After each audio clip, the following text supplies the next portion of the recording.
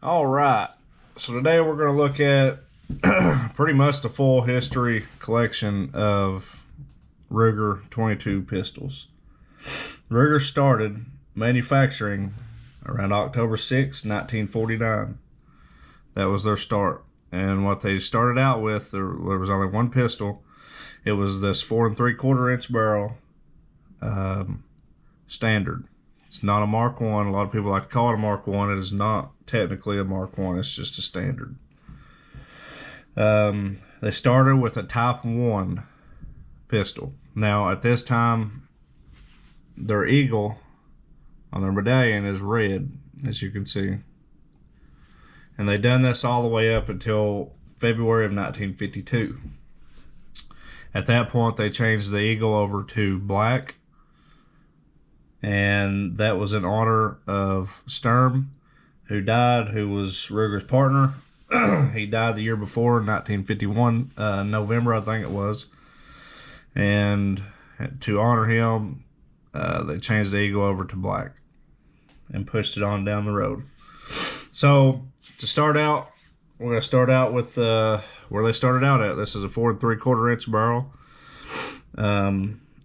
I do not have, there is a Type 1, a Type 1A, Type 2, 3, 4, and 5, 6, 7, 8, and 9 categories as far as Red Eagle, different types. I do not have the 1 and 1A, unfortunately, still looking. But what I do have is a Type 2 right here.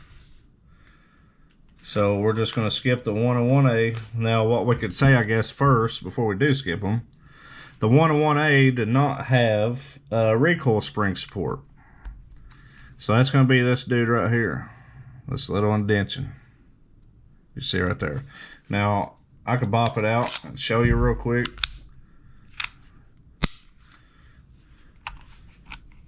And this kind of gives you the gist of how they broke down back in the day. And just like that, you're broke down. So the recoil spring support is this right here. This little U-bend, half moon, whatever you want to call it. On the Type 1 and 1As, they had this slot going through here with the spring, but it just curved, it just made like a U-bend right here. And there was no spring support like this is that keeps it down in it. And through trial and error, once they started with the Type 2, they started putting the recoil spring support. That way you didn't have so many failures. So this is the first version of the spring recoil support. And now we'll pop it back together here real quick.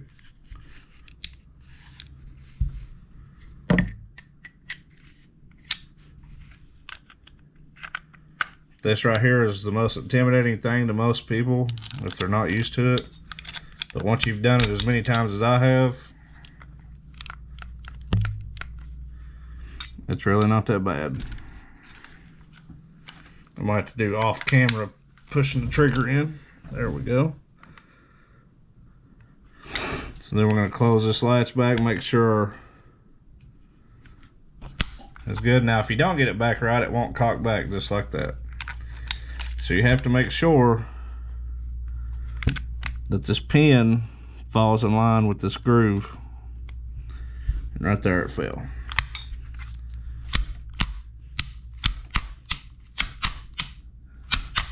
So now we're good. So that's how you break one down. Put it back together pretty quick. But yeah, let's continue on. So we're going to skip the 1 and 1A. The only difference with them two was the 1A and the one Type 1 did not have the recoil spring support on either one of them.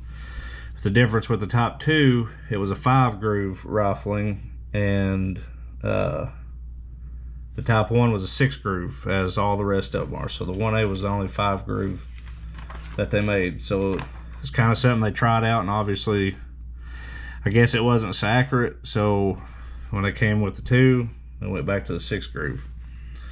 So this is the first year with the recoil spring support.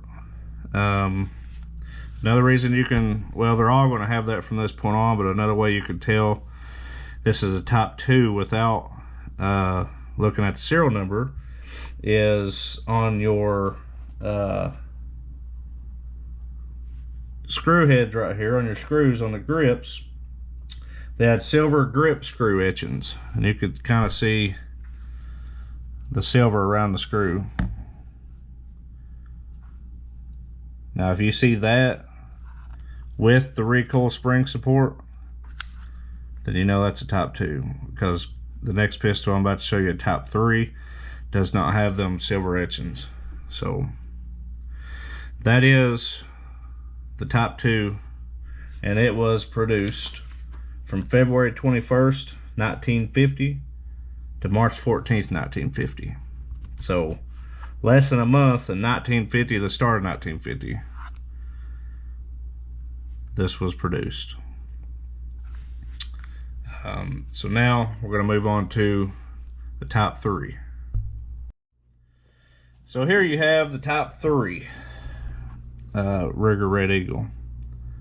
Now the difference on these, as far as external differences, there is some internal differences on some of them I'm not as familiar with exactly, because you're getting down to the nitty-gritty parts inside, but the external I can show you on all of them. So the top 2 had the silver etchings on the screws and the grip, and top 3s did not. So this is the first production of no silver etchings, and they done that to save on material at the time.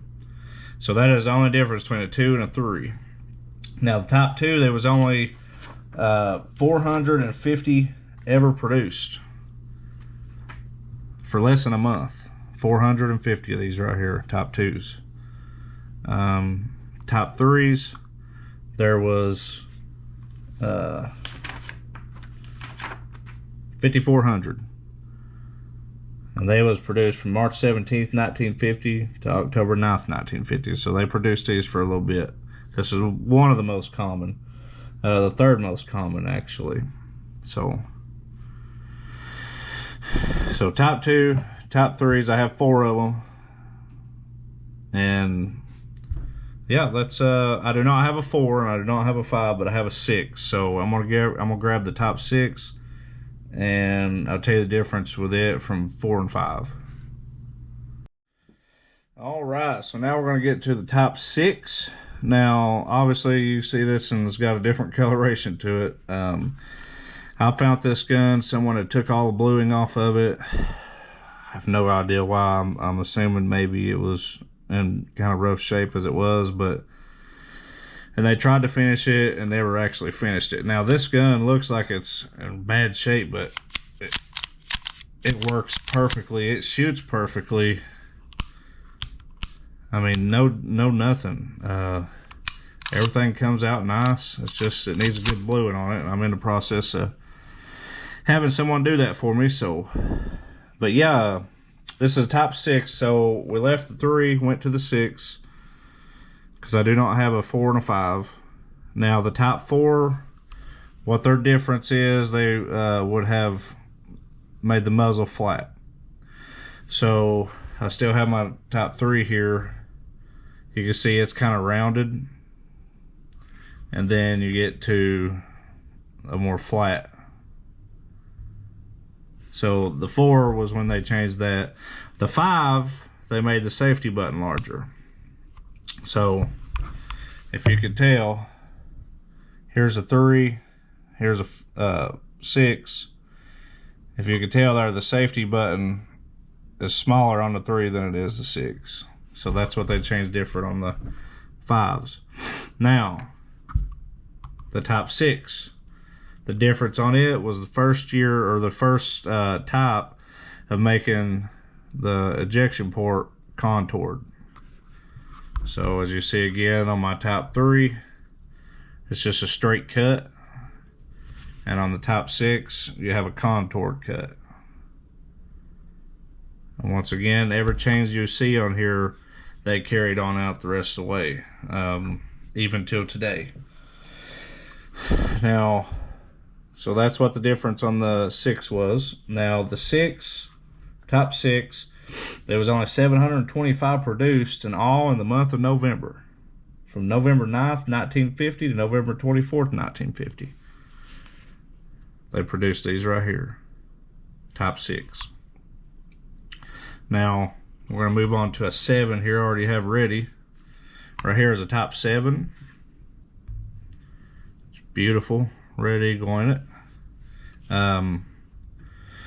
The top 7 difference in the 6 is, you can see we got the contoured ejection port. To look at that back sight. So we went from the original 1/2-inch dovetail sight to the 1/4-inch dovetail sight.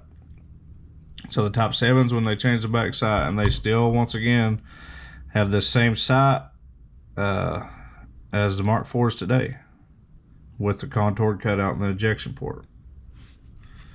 So that was a difference on the 7. Now all these have a silver boat in the white, they call it.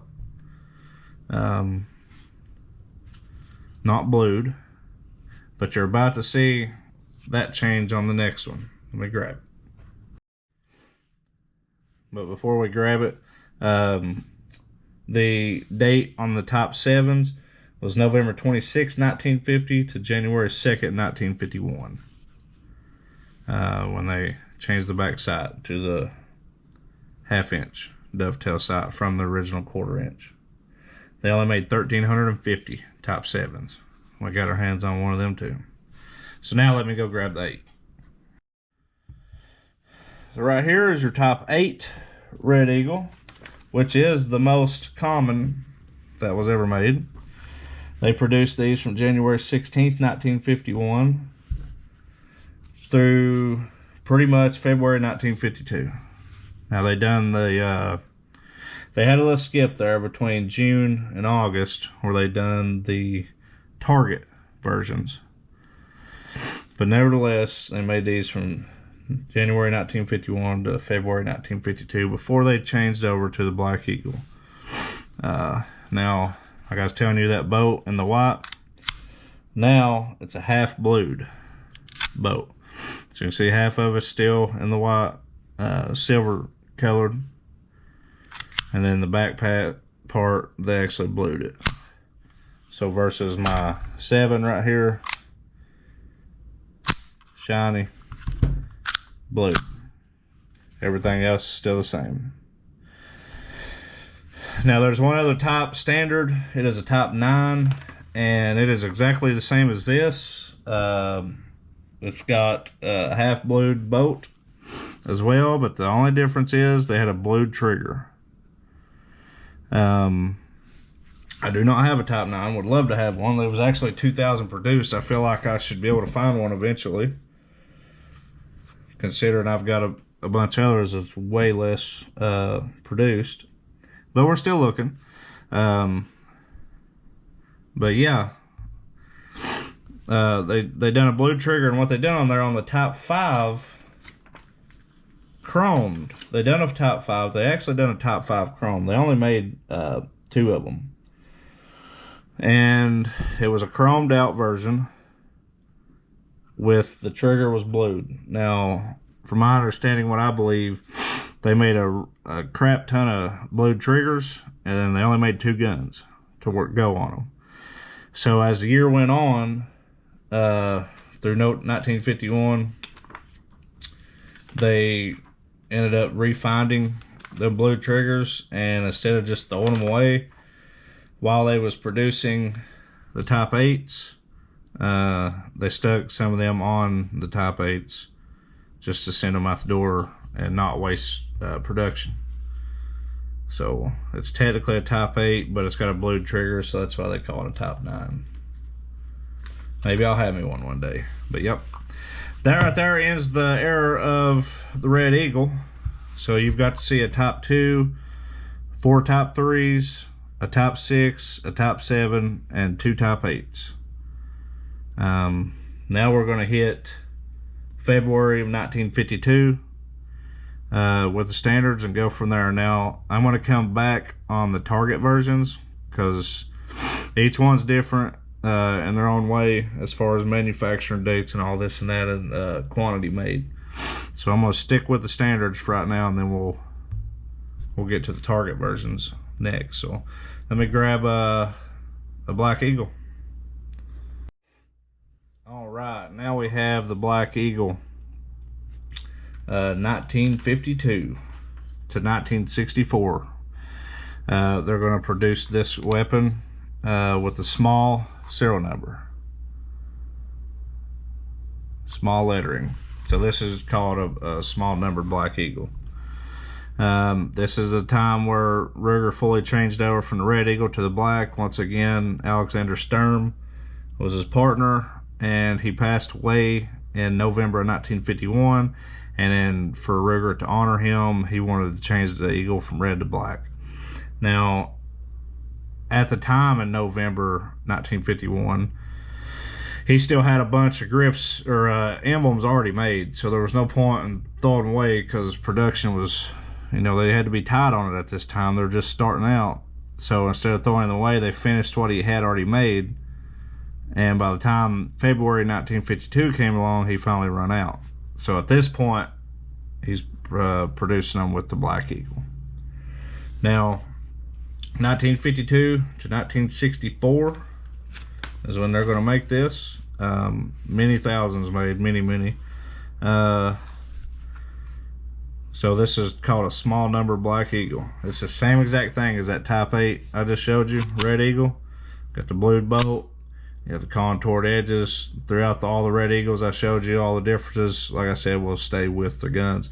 Have the recoil spring support. Have the 1/4 inch dovetail sight, or the 1/2 inch dovetail sight, I'm sorry. And no silver etchings. So this is all the Red Eagles into one pretty much, because it's going to continue on. Now, during this time, they've done a little run of a 2-piece bolt construction. This is called the tapered ear. Now, try to get it to see it right there. You can see the cutout. So they would either be a flat on the top or a flat on the bottom. This one's a flat on the top, and I actually have a Target version that's flat on the bottom. So I actually have both ways. But they done this during the time frame between 52 and 64. During the Korean War, steel became a wartime commodity, so it was getting really scarce, and in order to cut cost-cutting measures, they started doing a 2-piece version as they would save them on material, but they didn't have to do this long, and then they eventually go back to the solid one. But you can see right here it's 2-pieced together. And then on just your normal one, it's a solid piece with just a flat blank back. So this was just for a little bit of time before they went back to the normal.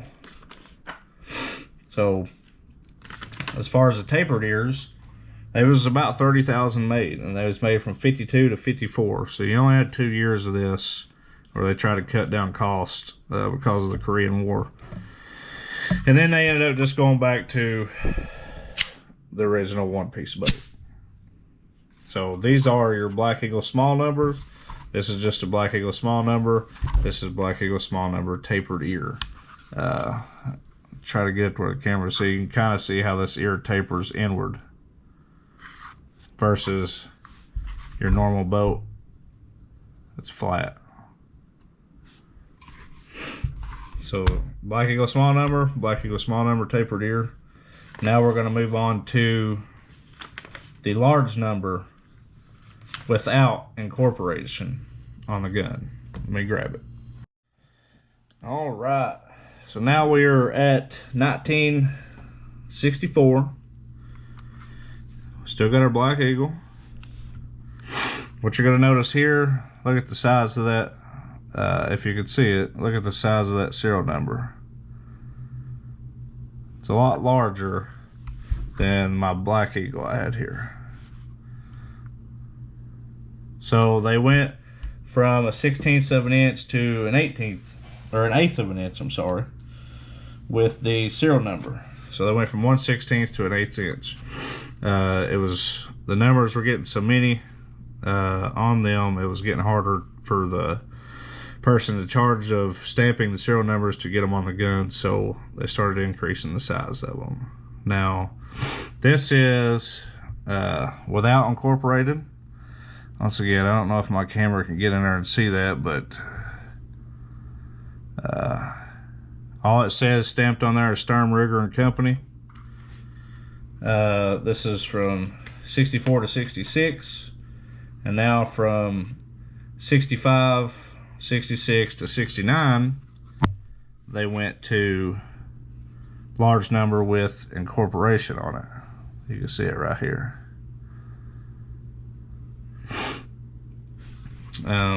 As far as the quantities, about 40,000 made without incorporation on the large number, and many thousands made with incorporation.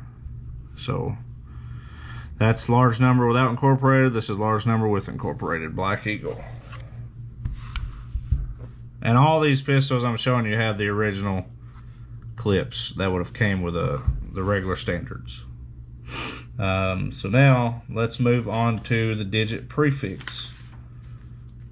That's we're going to hit 1969 at this point. All right, now we're at 1969. The next change in the line will be the digit prefix serial number. So the serial numbers before just straight, set of numbers. Now we have a digit prefix on them. So this is 10 dash. This is actually 10-61414. So they're going to do this. This is when Ruger went to the digit prefix on the serial number and started changing it that way. Many thousands of these made. Nothing special as far as this is concerned. But when you want the whole collection, you got to have the whole collection. So nevertheless, this is digit prefix Black Eagle still. Beautiful gun. We'll set that to the side, and that's going to be from 69 to 72. So we're going to get mid 1972. Here's where things are really going to change over. This one is the A100 grip frame. All the ones before was A54 grip frame. This one is A100. So let me show you the difference in the two. Obviously, you see we have an eagle on the right side now instead of the left side grip. All the originals had the eagle on the left side grip. The right side was bare. Now the left side's bare. Right side has an eagle. Now something else you can tell, that eagle has changed.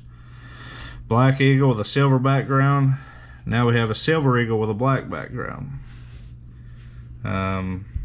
Now the main differences on this is going to be, obviously, it's in your grip. Everything in your grip pretty much changed around. So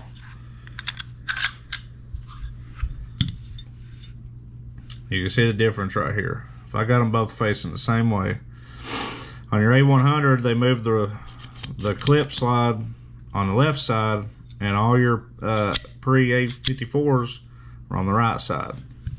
So these clips cannot be interchanged. Now you can change this one over to that side, obviously, and make it work on this one, but you cannot make one of the original A54 clips fit on a A100 frame, because there was no way of sliding it over.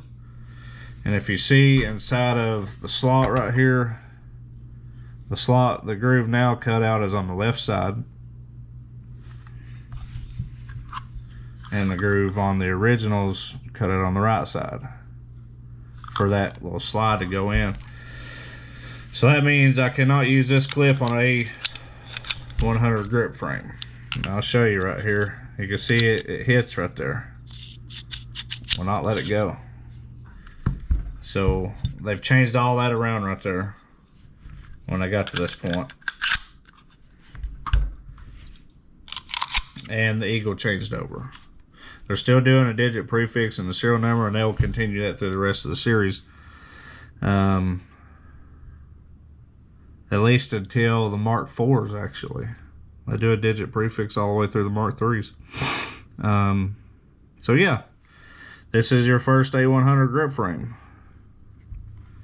So they done this from mid-April 1972 to September of 1975, and then they started back January 1977 to late 1977. Now, obviously, there's a time period there between 75 and 77. I know you're wondering, what did they do? Well, let me go grab that pistol and I'll show you. All right, so we're at that point now. I told you one gun, but there's actually a couple guns in between that time period of making the A100s that they skipped out, making the regular A100s. This is one reason why. So September 1975 to December 1975, they had tapered bolt stop pin. They started putting in these. Now, reason being for that, I could show you here better than I could tell you. As far as for you to understand, whenever they was making the Target version of the Rugers in 1951, they had, as you can see right here, the back sight is pretty much touching that boat. So if you it adjusts up and down. If you adjust it down anymore, it's going to hit that boat and not let it adjust properly. The Targets had an adjustable back sight. Now, in order to fix that, they shaved down that boat a little bit. That way you could come on down further with it. Now, they went ahead and made a bunch of them boats, or stop pins, and before they realized, well, we can just move the sight forward and not have to worry about that. So they threw all them pins they'd already made in a box, kicked them back to the side, and then grabbed a Target pistol, slid the sight forward just a little bit to where you can now adjust it without it hitting the boat. Well, that was 1950, 1951. Well, come when we're at right now, 1975,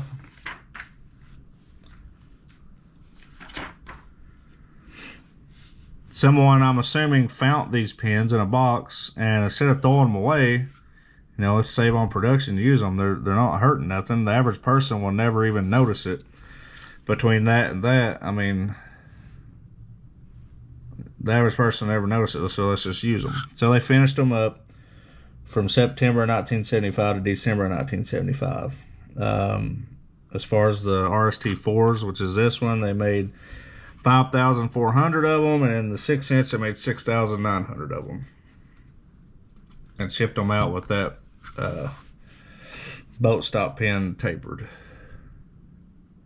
So, and they done this a little bit into this next gun, but really not so much to even matter.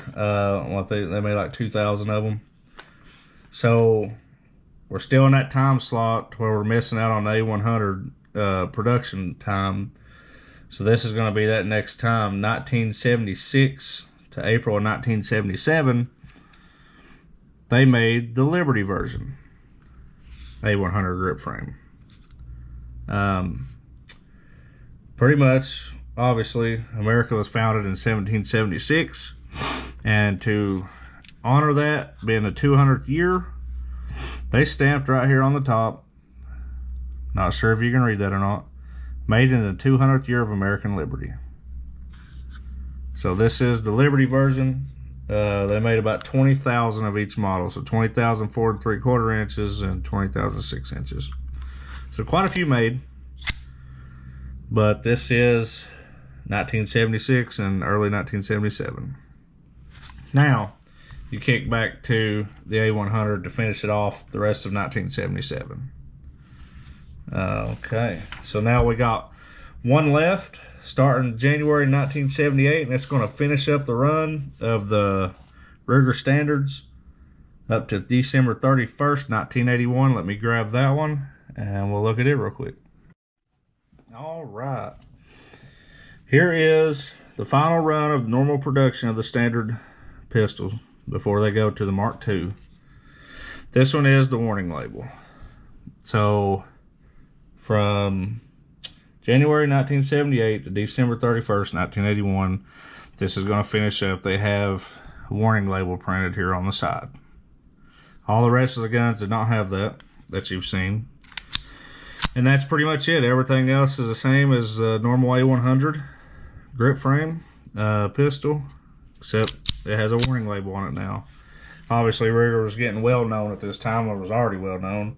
And just to cover themselves on lawsuits and things that could happen with a firearm, they started printing a warning label, basically saying, before using gun, read warnings and instruction manual available free from Sturm & Ruger Company and Corporation.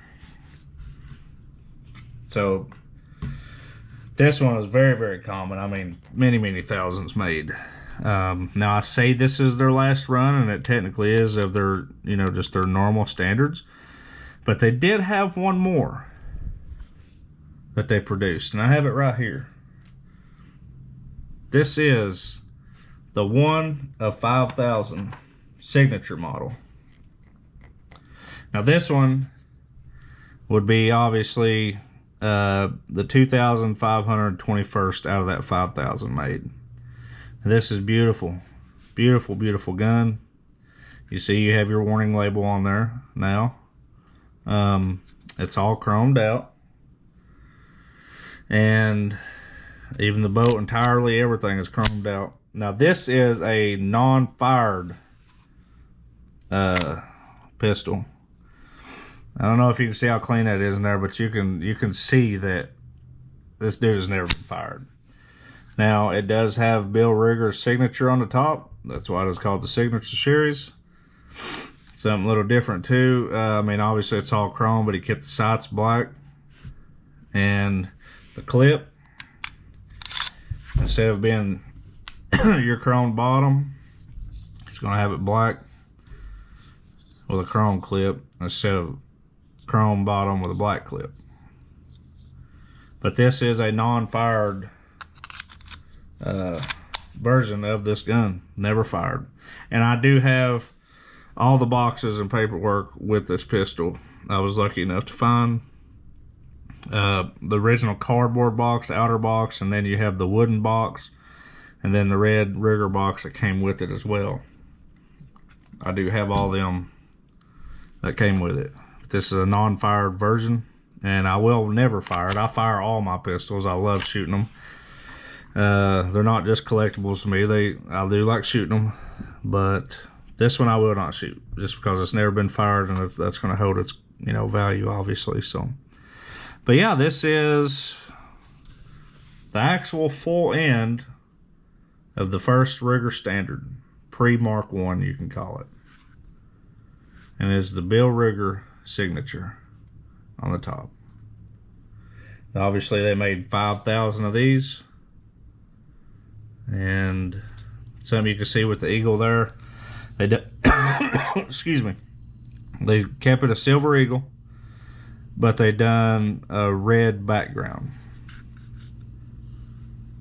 on the right side. Just all that to honor the greatest pistol ever made, in my opinion. I would rather have any of these Mark 1 or pre-Mark 1s, regular standards, than any Mark 2, 3, or 4 you could give me. But I do have Mark 2s and Mark 3s and Mark 4s I want to show you. But before we get that far, we're going to look at the Target versions. From the beginning of them in 1951, they did make that in a red eagle, because that is before they changed over in 1952. I have 3 of them. Let me grab them and we'll talk about the Target versions. Okay. Here we are back at 1951. We took a little time traveling there. Now we're going to take it back in time for another set of pistols. This will be, when everybody calls it a Mark 1, this is technically your Mark 1. If you could tell here, it stamped says there Mark 1 on the gun. There we go. So these were your Mark 1s. The ones I've been showing are just the standards. Now once you get to the Mark 2, the standards and the Targets both said Mark 2 on them, and they continued that through Mark 3 and Mark 4. But just to clear up any confusion there. But you see, these have, I have 3 of them. These have the Red Eagle emblem on them. They made 2,300 of these because they have the Red Eagle because they was between 1951 and 1952 February 1952 when they changed over to the Black Eagle. So these are highly collectible and nice in my opinion. One of my favorite pistols out of all the pistols I have. I have almost 50 Rugers of these, so as far as all my Rugers, so this is one of my favorites. Only 2,300 made for 1 year. They made them starting out at 15,000 serial number. Now, one of these, that's a 491 608. So this is a 488, a 15488. So that means this is the 488th, roughly, Ruger Red Eagle Mark I target ever produced. 488th. Now this one is the 491st, so these two are pretty much right beside each other on the assembly line for me to get them. I mean, I've had this one for like a couple years. I got this one about 6 months ago, so to end up getting them back together is really, really neat. And then this one is a 608, so this is a 608th one. So have two under the first 500 made is really nice. But main difference, obviously, with these and the standards, you have a lot longer barrel. You have a 6 7/8 heavy taper barrel. It's a really heavy gun. Obviously, a bigger front sight, and then you have your adjustable back sight. Now you can see where I was talking about the tapered bolt stop pin earlier. See how now it's not going to hit. They figured it out for they actually come out where they just shift the sight forward a little bit, and it won't hit it.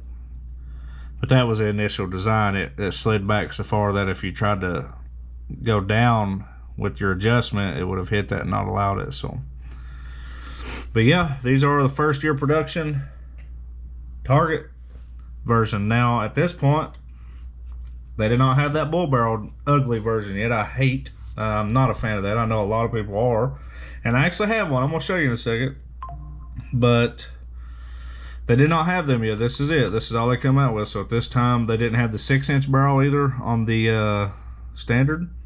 All they had was the 4 3/4 inch standard, and then the 6 7/8 heavy tapered target. Now that's going to carry us till February 1952 when they changed these over to the Black Eagle. Now they kept these going. Let me grab some Black Eagles first. 1 second. All right, now we got the Black Eagle targets. So from 1952 to 1963, they done the Black Eagle small number.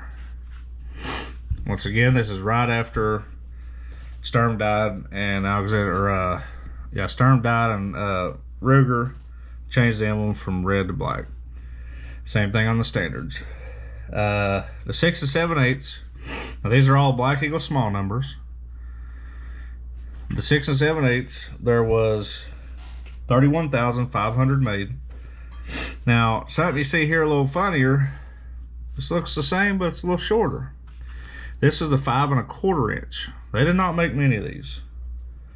They actually only made these from 52 to 57.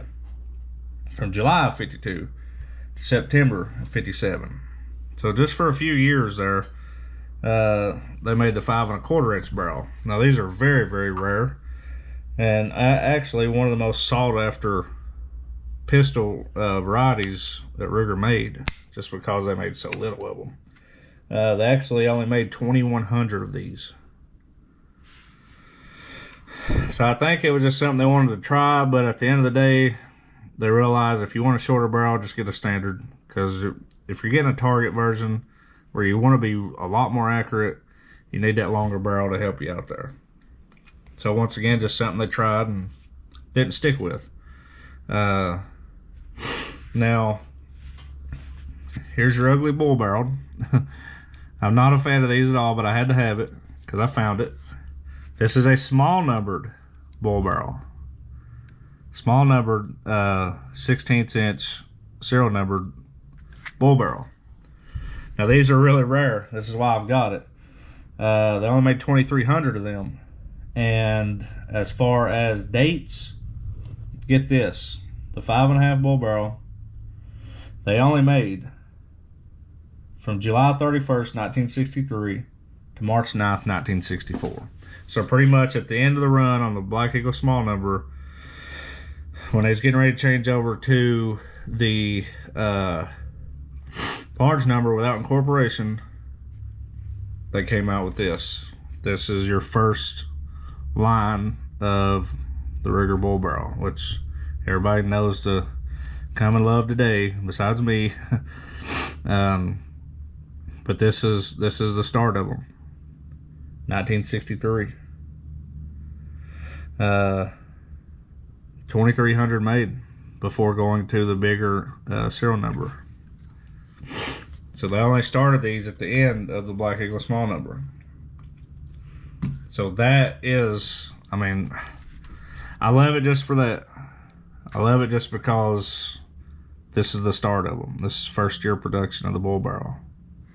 This is 309. They made them from 307 to 309 678. And this is 309 485. So this is one of the last first ones made. Now, before we get to the large number without incorporation, we have two more to look at during this time period between 1952 and 1964. Let me grab them next pistols. All right. So before they go in between the process of making the Black Eagle small number up into the Black Eagle large number without incorporation, they also had that tapered ear, just like we talked about with the standards during the Korean War. This is when they done it with the standards as well. So they done it on both of them. Korean War, steel was a real big commodity, so they had to find a way to cut production. And you can see that is a two-piece boat. And you remember on my other one, the flat was on the top. Now the flat is on the bottom. I don't know if you can see that, but now the flat is on the bottom. So it is nice to have one of each on them. This one has a muzzle brake on it that Ruger came out with. So that's something to throw into the equation. But, yep, that's a Black Eagle small number, but it's the two-piece tapered ear boat. Now, also, before we get to the large number without incorporation, they done something else. They had a contract with the U.S. Army. Now, if you can see right here, you can see that stamp U.S. That is correct. This was in the hands of the United States military at one time. They had 5 contracts with the United States Army. This one is a first contract. The first contract they ever made. It's a 76,008 serial number.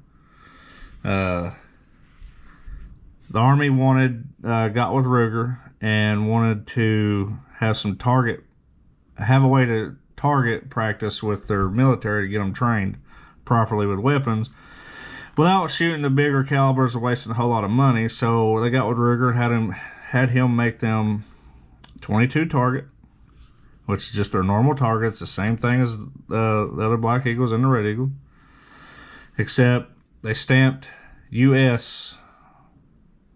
on the gun, stamped in, and shipped it off to them. And obviously you can see this one is very used. Still works, still shoots really good. But yeah, this is on the first contract, and they had 5 contracts during that time. But so we have one of them as well.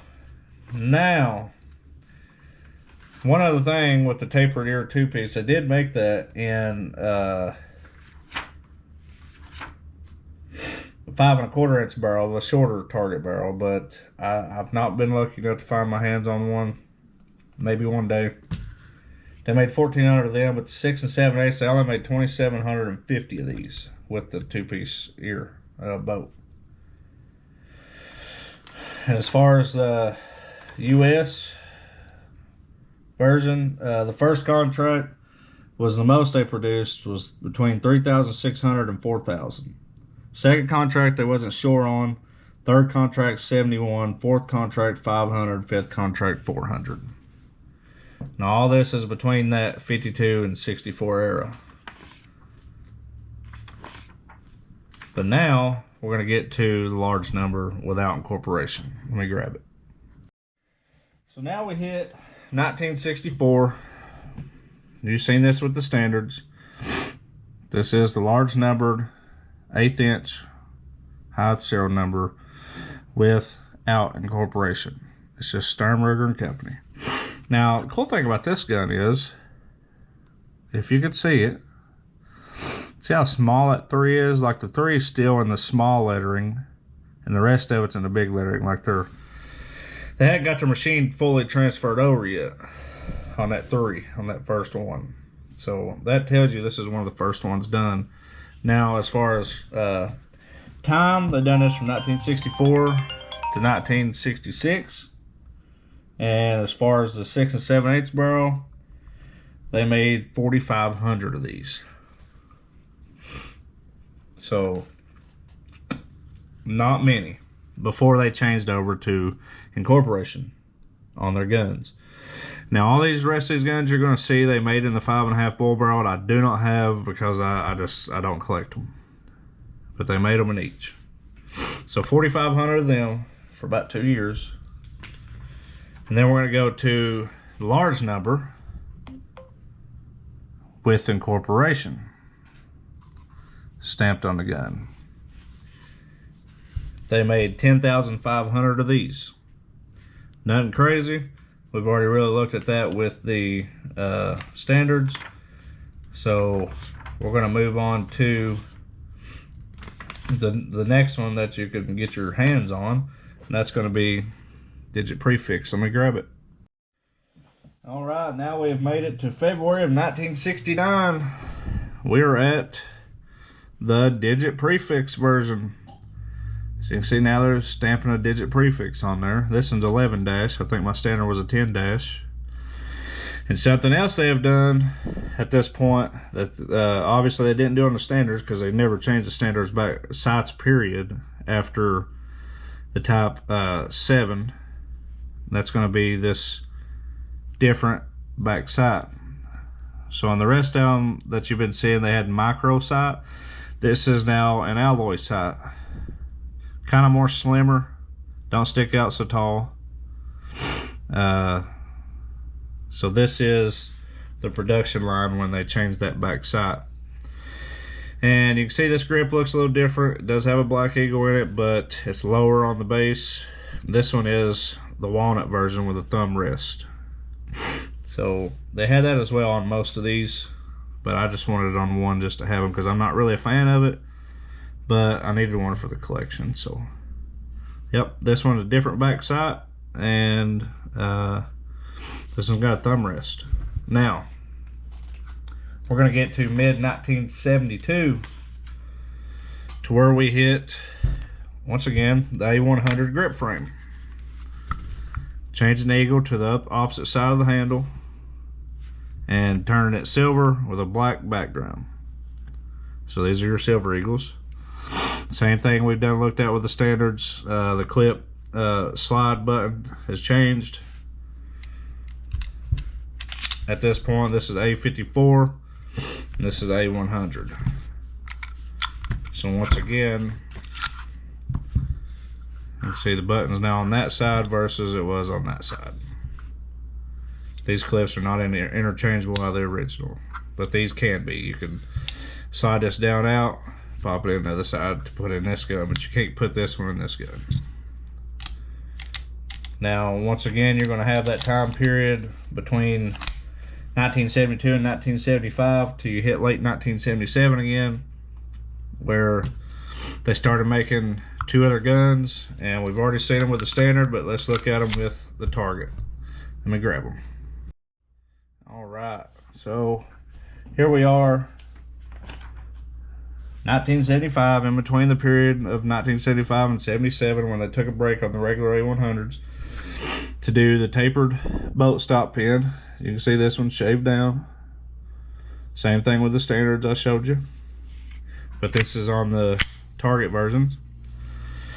And then so on them they made 3,000, only 3,000 of these made with the tapered bolt stop pin.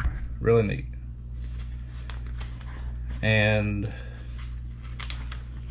they made also during that time frame in 1976. Made in the 200th year of American Liberty. So it's the Liberty version of the target. You've seen the one of the standard. They made 6,500 of them. And then we get to the very last Mark I target. This is the warning label. As you can see, stamped now on the barrel. On the standards, they stamped it up here, but on the targets, they stamped it on the barrel itself. Now, they had a warning label on the standard, and that was the last run of the normal production pistols, but then they had the signature series. But as far as the targets, this was the last of them. The warning label was the last. They did not have a signature series of these. So this is the end of the era of the Mark I target with the warning label. So now we're completely finished with the Ruger standards and the Mark I targets. Now we're going to move to the Mark IIs, and I'm going to be a lot quicker on these just because there's not a whole lot on them. I mean, once you got to this point in Ruger's career, once he made one, they's pretty much all the same for the most part. Now, there's going to be like 40th anniversaries, 50th anniversaries, NRA anniversary, stuff like that. I don't collect anniversaries, at least not yet. I haven't really been into getting them. But they did have them as well, but for the most part, a Mark II is a Mark II, and a Mark III is a Mark III, and a Mark IV is a Mark IV. They've done all their changes mainly in the standard and Mark I era. So let me grab some Mark IIs and look at them real quick. All right, guys, we have made it to 1982. We have done with the Mark I and the regular standard. Now we're on the full Mark IIs. So even the standards were labeled a Mark II. They're stamped on the side, and the targets were labeled a Mark II. Now what I have here is all four first year production of each pistol. So the first year production, they made the bull barrel, 5.5 inch. They made the 6 7/8 target. They made the 6 inch standard and the 4 3/4 standard. Now, not a fan of really collecting the 6 inches, but I wanted this one just because for the first year of the Mark II, they've done something a little different. And what that is this bolt release. These are made out of a piece of metal bent at a 90-degree angle. And what that is, on the Mark IIs, you can cock them back and they'll hold themselves with no shell with an empty clip. Mark I's didn't matter after the last shot. It would not hold itself back unless you cocked it back and went to safety. But the Mark II, they designed this into them. This was the main difference. And they had a bolt stop release, just like any other pistol you see out today is. You put an empty clip in it, you cock it back, it's going to hold itself. So you need a bolt release to do that. And for their first year, when they first came out with this, they used that piece of metal bent at a 90-degree angle. It's just a piece of sheet metal, flat. And I actually like it better than what they did go to. They went to a more contoured edge, and I have one. I'll show you in a second. But yeah, all these four have that, and that was only for the first year, just barely a little bit into the second year, but pretty much just the first year. So that one's got it. The 6 inch target or standard 6 7/8 has got it, and the bull barrel's got it. These are the only four they produced their first year, as far as like the government version and the hunter version, and they made a 10 inch barreled version. None of them was produced yet in the first year. Now, something else they've done different on the Mark II, they come in with the back of this so you could grab the bolt easier. On the Mark I's and the standards, all this was just a smooth end. Now it's got a transition down to a little slot where you can get your fingers in there better and grab a hold of it. So that was another difference. Other than that, the sights, everything are all the same. Still have the clip release out of the heel, but they've changed the clips obviously to this point. They don't have the big bulky stainless bottom, and it's got a Silver Eagle in them. So All four of them are first year production. This one especially is the 655th Mark II ever produced. So I don't know how many they made, millions maybe. This is the 655th out of the 700th one. So that's Mark IIs. Let me grab some Mark IIIs for you. All right. So now we are at the Mark III era. Mark III started in 2004. So that's the time period we're at now. We went from 1982 to 2004.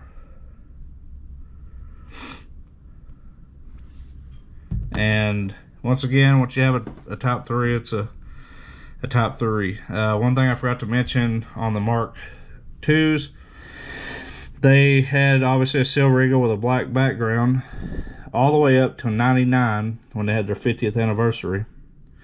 And what they done was do this exact emblem here, a silver eagle with a red background on both sides. And at that point, they continued on that silver with red up until 2004 when they done the Mark IIIs, and they've kept that pretty much to today. So here you have a standard Mark III, 4 3/4 inch. You have the 6 7/8 target, and you have the bull barrel. I don't have the 6-inch one on the 3-inch or Mark III. I do, but my dad has it. But yeah, something they did on the Mark III that a lot of people hate, this loaded chamber indicator. So when you put a shell in there, that would pop out and show you that little red dot and let you know there's a shell in there. A lot of people didn't like that design.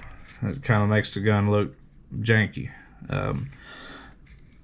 But right here is the bolt stop release on the Mark III. You can see how it's contoured with edges cut in it. Well, that's how they done after the first year Mark II, and they carried on with them. I have one. I didn't bring it in here, but yeah, these are the Mark III. So the difference on them and the IIs, they had that loaded chamber indicator, and as well, the Mark IIs with the Mark I and the standards had the heel release for the clip. Now the Mark IIIs have it in a button on the side, like your normal pistols would have. So they changed that, and they put the loaded chamber indicator in it. So there's your 3 Mark IIIs, the wool barrel. Now, one more thing, before I forget, this is highly need to be said. They started Mark III serial numbers at 227-00001. I want you to look at this serial number, if you can see it there. 227-00005. That means this is the 5th Mark III ever produced. I don't know how many they produced, a million or so or more from 2004 to 2016. They made many. This is the 5th one to ever come off the production line. And I have the original box for this with the original, with that serial number on it, the original paperwork from the guy who bought it, everything. So to have the 5th Mark III ever made, this could be the earliest Mark III out there in existence today. I mean, who knows where 1, 2, 3, and 4 is? Now they could be out there, but regardless, this is possibly the earliest Mark III target out there today. This is the 5th one, and it is beautiful. And as far as I can tell, it has never been shot or fired, and I don't plan on firing this one either. All the rest of them I shoot, but I won't shoot that one or that Bill Ruger signature. So yeah, there's Mark III. Let me finish it off with the Mark IVs. All right, guys, here we are up until today, pretty much 2026. This is the Ruger Top 4, or Mark IV, I'm sorry. So, something I learned, once Ruger started the Mark IV, they did not make the 6 7/8 heavy tapered target anymore. They made them in a bunch of other different versions, but they didn't make this heavy taper like the original. Up until their 75th anniversary. 2024, which is just 2 years ago. They did come back with it for this run.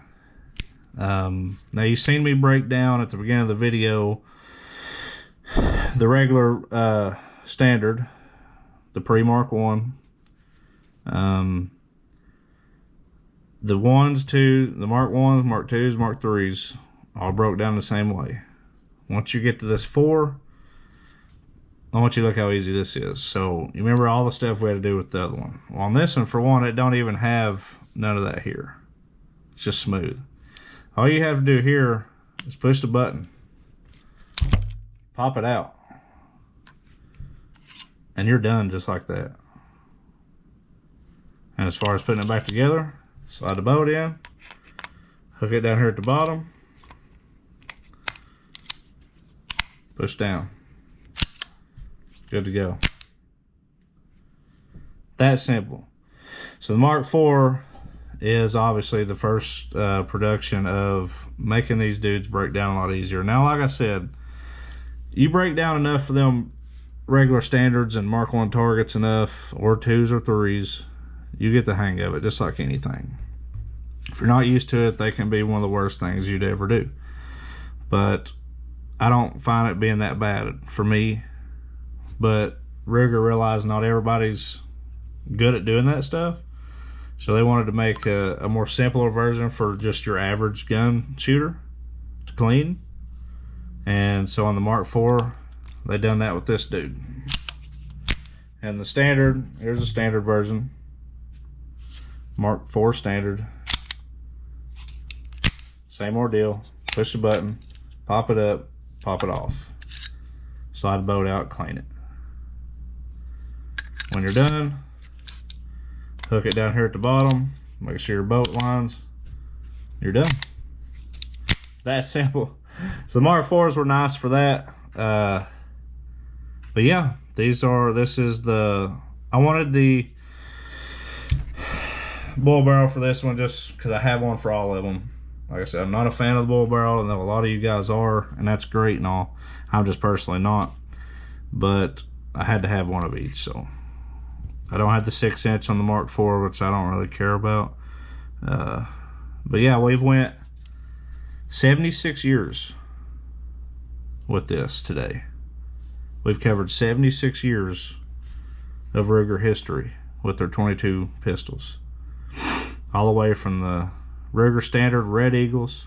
I had the top 2, the third earliest is the early 1950, all the way up to a 2026 Mark IV. So that is the history and the collection. I hope you all have enjoyed it and liked it.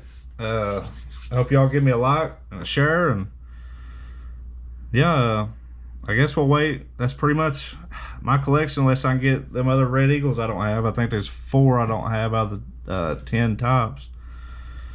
If I can finish them, maybe I'll make another video with them included. But other than that, we'll see you when the Mark V comes out. Appreciate you guys.